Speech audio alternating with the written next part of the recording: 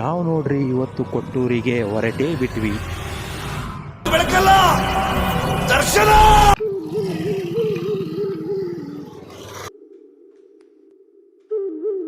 ನಮಸ್ಕಾರ ಎಲ್ಲರಿಗೂ, ಜೈ Shriram. 100 days fitness challenge ನ ಡೇ 21ಕ್ಕೆ ನಿಮಗೆಲ್ಲ ಸ್ವಾಗತ.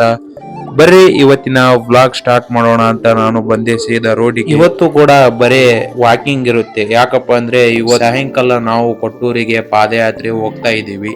ವ್ಲಾಗ್ ನೋಡುವವರು ಯಾರಾದ್ರೂ ಪಾದಯಾತ್ರೆಗೆ ಹೋಗ್ತಾ ಇದ್ರೆ ಕಮೆಂಟ್ ಮಾಡಿ ಹೇಳಿ ಯಾವ ಊರಿಂದ ಹೋಗ್ತಾ ಇದ್ದೀರಿ ಅಂತ. ಬನ್ನಿ ಗಾಯ್ಸ್, ಇವತ್ತಿನ ವಾಕಿಂಗ್ ಮುಗಿಸ್ಕೊಂಡು ಮನೆಗೆ ಬಂದು ಫ್ರೆಶ್ ಆಗಿ ಅಂಗಡಿಗೆ ಬಂದೆ.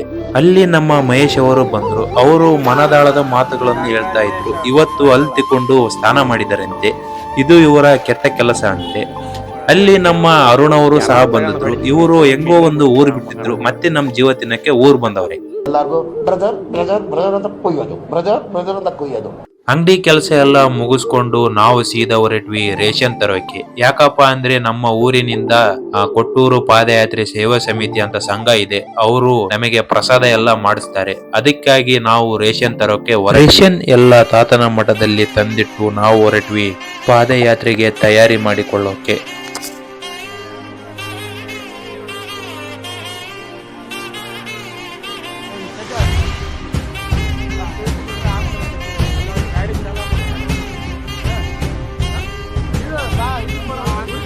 ಇಲ್ಲಿಂದ ಶುರು ನೋಡಿ ಗೈಸ್ ನಮ್ಮ ಕೊಟ್ಟೂರು ಪಾದಯಾತ್ರೆ ವ್ಲಾಗು.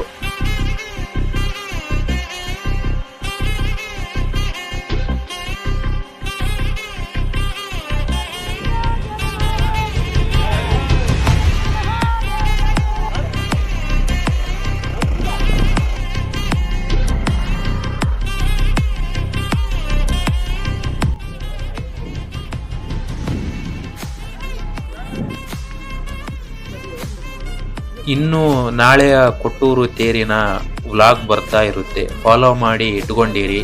ಮತ್ತೆ ಬರ್ತೀನಿ ಗಾಯ್ಸ್, ಬಾಯ್.